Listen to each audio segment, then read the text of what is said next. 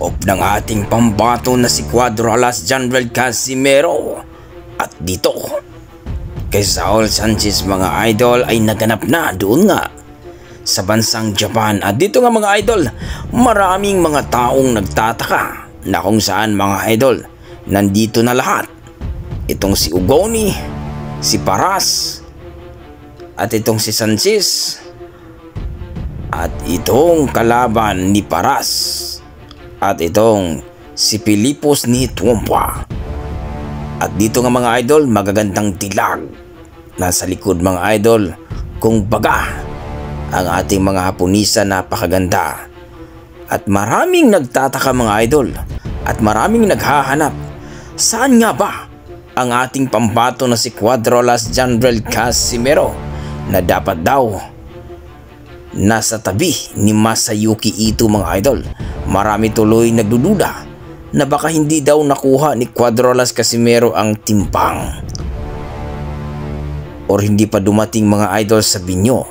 Pero well mga idol, ang record na ito mga idol, alam natin na ito kay Koing Joseph, na kumbaga ay nandyan talaga si Cuadro Alas Casimero. Yan ang pinagkakataka natin mga idol, na kung saan maraming mga boxing fans na kung saan mga idol wala daw si Cuadro Alas Casimero. At maraming sasabi na hindi daw nakuha ni Cuadro Alas Casimero ang timbang na 122 pounds o Super Bantamweight Division. Kung titingnan natin mga idol, pigang-piga na po ang katawan ni Alas at talagang payat na compare dito kay Saul Sanchez mga idol.